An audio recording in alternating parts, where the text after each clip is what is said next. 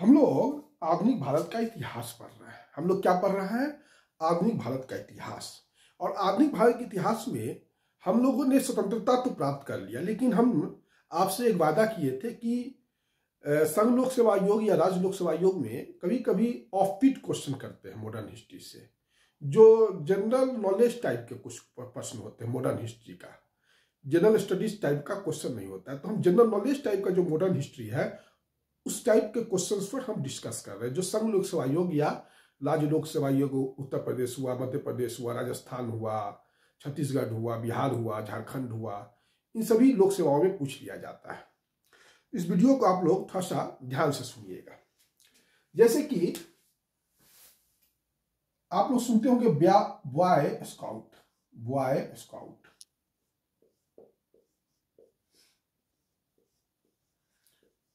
ये boy scout क्या है? इसको बालचर भी कहते हैं। हिंदी में क्या कहते हैं? बॉय स्काउट को बालचर।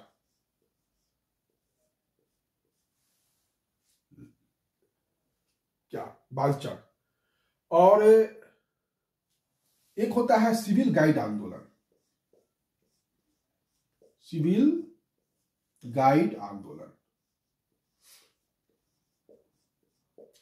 बॉय स्काउट आंदोलन, बॉय स्काउट और सिविल गाइड आंदोलन। तो ये सब जो है दोनों दिया हुआ है बेडेन पावेल का। दोनों किसका दिया हुआ है? बेडेन पावेल का।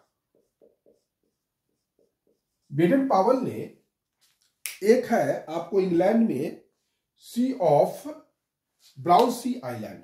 इंग्लैंड में कौन सा जगह है? Brownsea island, Brownsea island. Brownsea island में जो बेडेन पावेल ने बॉय स्काउट आंदोलन या सिविल गाइड आंदोलन शुरू किया। Baden Pavel. भारत में भी जो बॉय स्काउट आंदोलन है वो बेडेन पावेल का ही दिया हुआ है। 1909 में भारत में शुरू हुआ था बॉय स्काउट, और सिविल गाइड आंदोलन बेडेन पावेल ने 1911 में भारत में शुरू किया था। क्लियर?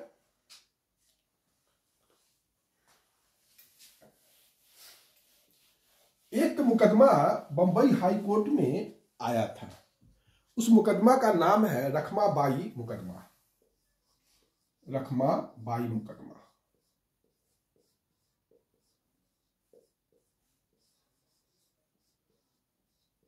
और बंबई हाई कोर्ट में यह मुद्दा आया था। जज थे जे पिंदे।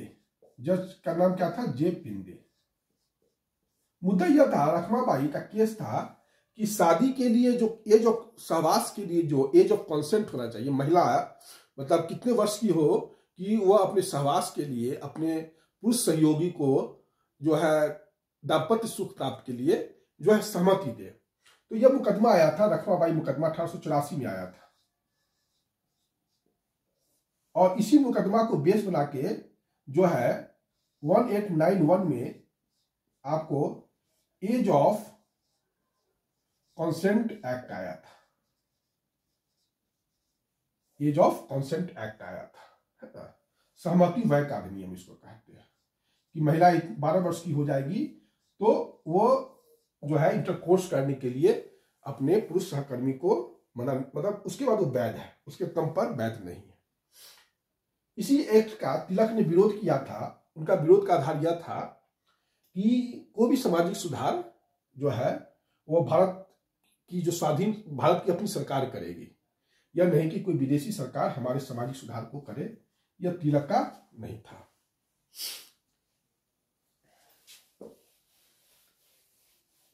जवाहरलाल नेहरू ने कहा कि मैं एक समाजवादी हूं, गणतंत्रवादी हूं।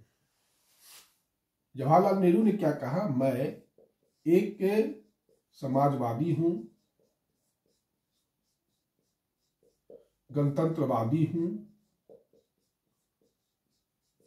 मुझे राजा और राजकुमारों में कोई विश्वास नहीं है, नो इंटरेस्ट। मुझे राजा और राजकुमार में कोई इंटरेस्ट नहीं है। ये बात जवाहरलाल नेहरू ने कहा था। मैं एक समाजवादी हूं और मुझे राजा और राजकुमारों में कोई इंटरेस्ट नहीं है। भारत में समाजवाद का उच्चतम पुजारी किसको कहा जाता है? भारत में साम्यवाद का उच्चतम पुजारी किसको कहा जाता है? तो जवाहरलाल नेहरू को कहा जाता है। भारत में साम्यवाद का उच्चतम पुजारी जवाहरलाल नेहरू को कहा जाता है। किसको कहा जाता है? जवाहरलाल नेहरू को कहा जाता है। जवाहरलाल नेहरू ने 1927 में रूस की यात्रा किया था। आप लोगों को ये सब बताया गया है, फिर भी मैं बता देता हूँ। 1927 में उन्होंने रूस की यात्रा किया था। 1933 में कहा कि ब्रिटिश शासन, जवाहरलाल नेहरू ने 1933 में कहा कि ब्रिटिश शासन देसी जमींदार, देसी राजा और जमींदार को उखाड़ फेंकना ही मेरी सर्वोच्च प्राथमिकता है। 1933 में जवाहरलाल नेहरू ने कहा कि ब्रिटिश शासन, देसी राजा, जमींदार और पूंजीवाद को भारत से उखाड़ फेंकना ही मेरी प्राथमिकता है। ये जवाहरलाल नेहरू का स्टेटमेंट है।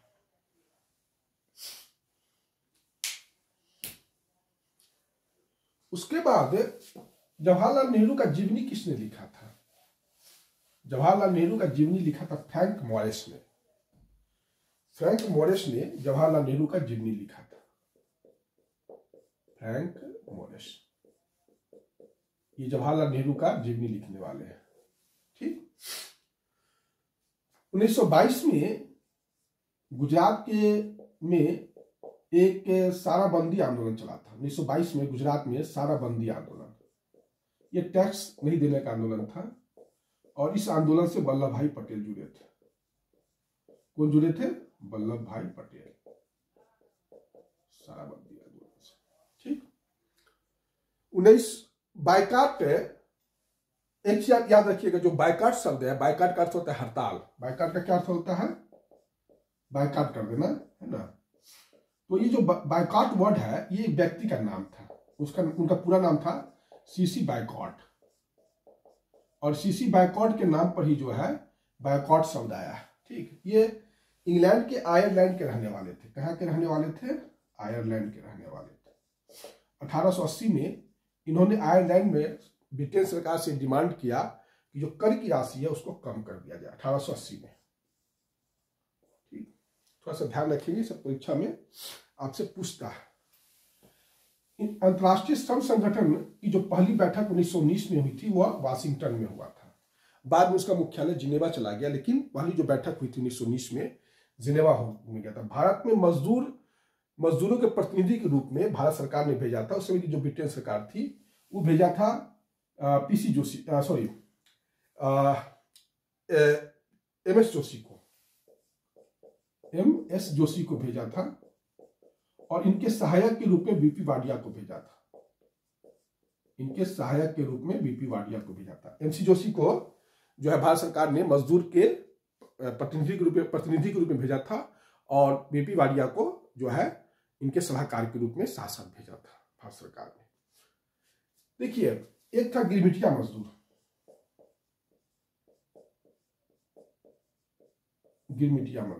गिरमिटिया मजदूर भारत से ब्रिटेन सरकार ले जाता था।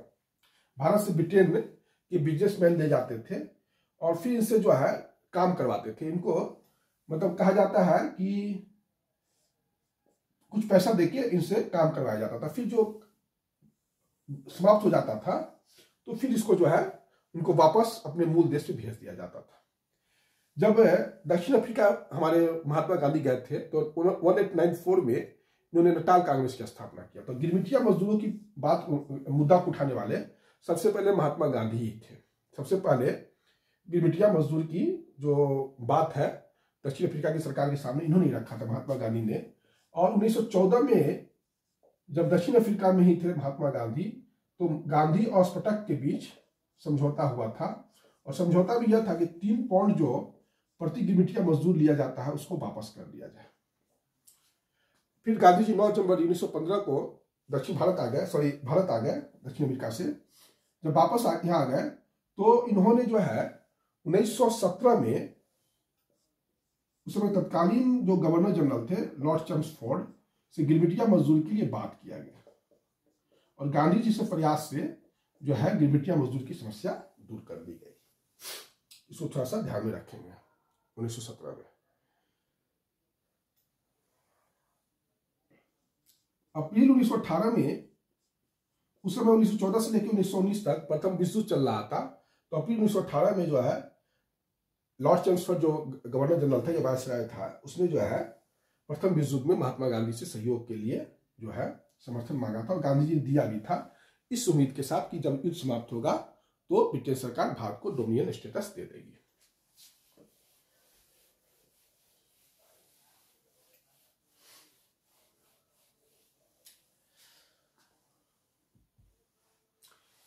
एक थी 1942 का जब भारत छोड़ो आंदोलन शुरू हुआ था तो दो महिला ने काफी नाम कमाया था, अरुणा आसफ अली और एक थी उषा मेहता। तो अरुणा आसफ अली का मूल नाम था अरुणा गांगुली। अरुणा आसफ अली का जो मूल नाम था अरुणा गांगुली था, याद रखिएगा। और ये पहले कांग्रेस में ही थी। भारत जब 1942 में भारत छोड़ो आंदोलन शुरू हुआ था तो भूमिगत आंदोलन इन्होंने शुरू किया था। 1950 में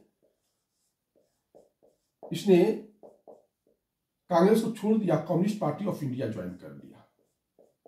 1950 में communist party of India join कर लिया। नेशनल फेडरेशन ऑफ, इसने कम्युनिस्ट पार्टी ऑफ इंडिया का नेशनल महिला विंग तैयार किया, नेशनल फेडरेशन ऑफ इंडिया।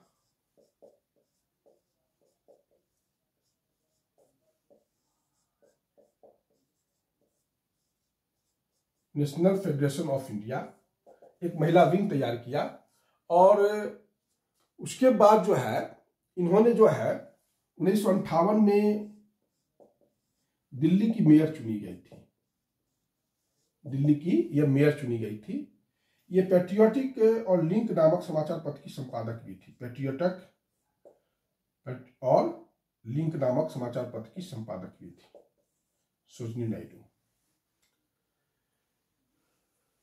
और इनकी मृत्यु हुई है 29 जुलाई 1996।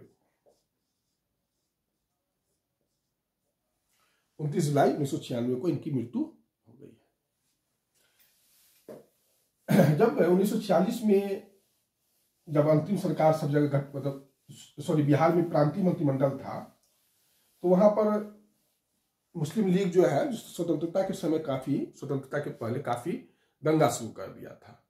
तो वल्लभ भाई पटेल ने कहा था कि मैं बिहार की जनता को और उसकी सरकार को, मंत्रिमंडल को मुस्लिम लीग के साथ, मुस्लिम लीग पर नहीं छोड़ सकता, मतलब हमको उनको हिंसा से बचाना होगा। ये वल्लभ भाई पटेल का स्टेटमेंट था। 1921 में अहमदाबाद अधिवेशन हुआ था। अहमदाबाद अधिवेशन हुआ था और इस अधिवेशन की अध्यक्षता किए थे हकीम अजमल खान। हकीम अजमल खान, क्योंकि जो चित्तरंजन दास जेल में थे तो चित्तरंजन दास के ही प्रतिनिधि के रूप में हकीम अजमल खान ने 1921 में गया अधिवेशन का अध्यक्षता किया था। पूर्ण स्वराज का प्रस्ताव सबसे पहले इसी अधिवेशन में रखा गया था और रखने वाले थे हसरत मोहानी, लेकिन गांधी जी इसका समर्थन नहीं किए। गांधी जी इसके समर्थन में नहीं थे।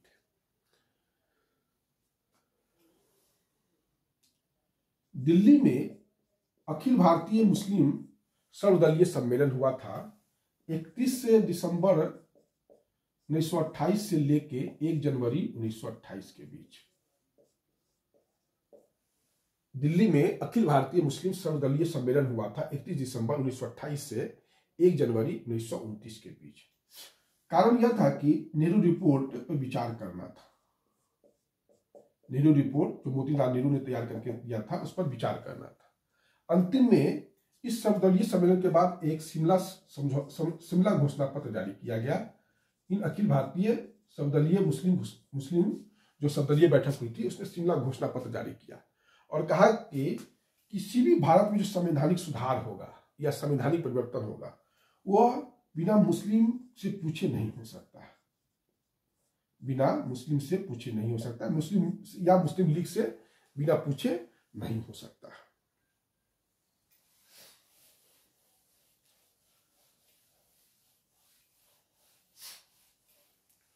1923 ईस्वी में बनारस में हिंदू महासभा का बैठक हुआ और इसका अध्यक्षता किए थे मदन मोहन मालवीय ने।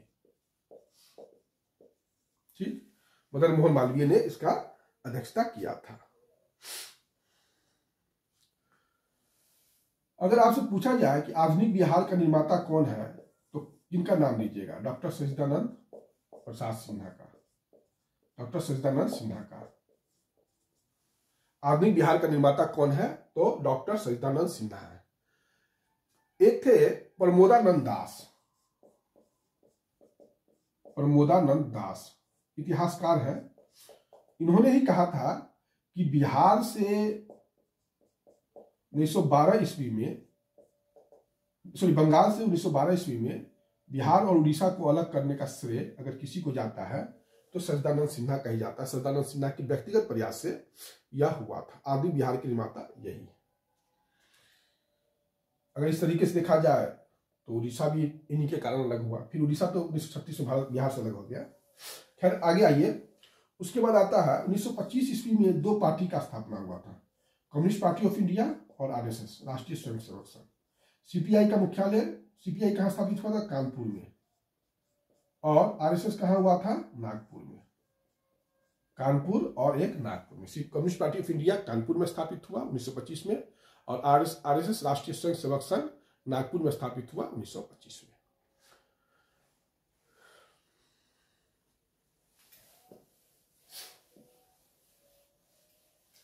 अब हम थोड़ा सा खान अब्दुल गफ्फार खान के बारे में बात करते हैं। खान अब्दुल गफ्फार खान के बारे में।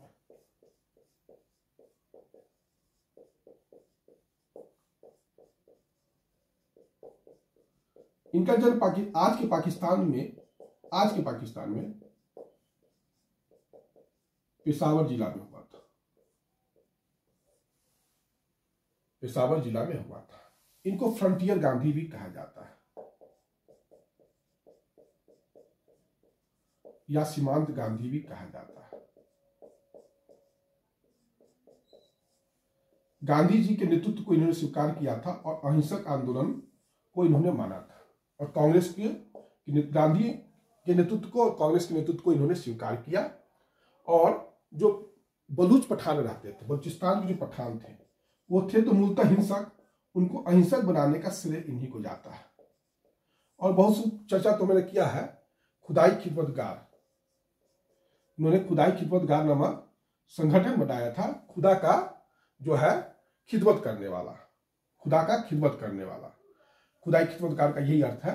और दूसरा यह कि खुदाई खिदमतगार के जो सदस्य होते थे वो लाल कुर्ती पहनते थे, इसलिए इसको लाल कुर्ती आंदोलन भी कहा जाता है।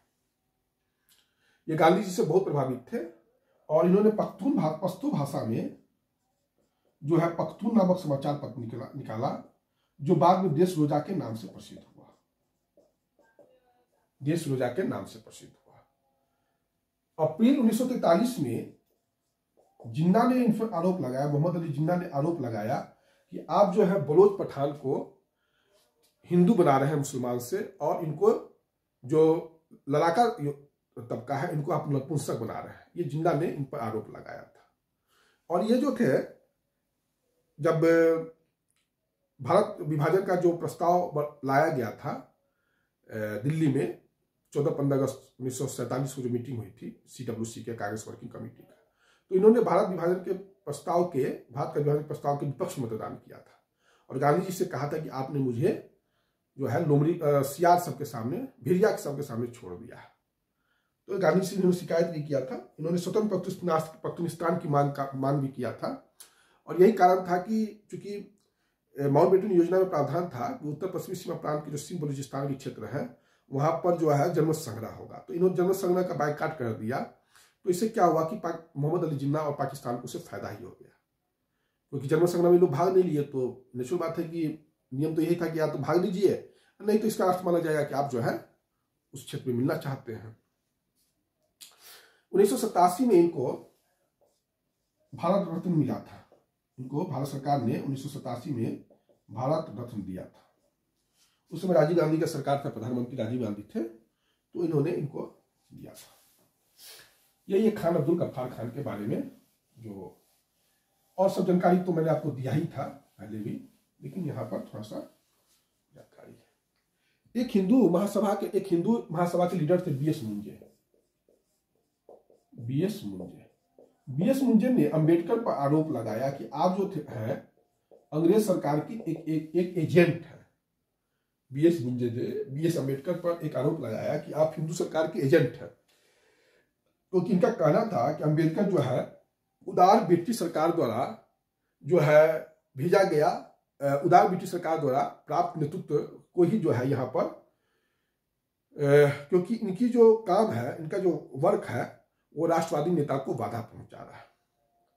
बी.एस. मुंजे का कहना था कि उदार ब्रिटिश सरकार द्वारा ये थोपा का नेतृत्व है, मतलब अम्बेडकर को बोला गया उदार ब्रिटिश सरकार द्वारा थोपा का नेतृत्व है जो भारत के राष्ट्रवादी नेताओं के रास्ते में बाधा उत्पन्न कर रहा है।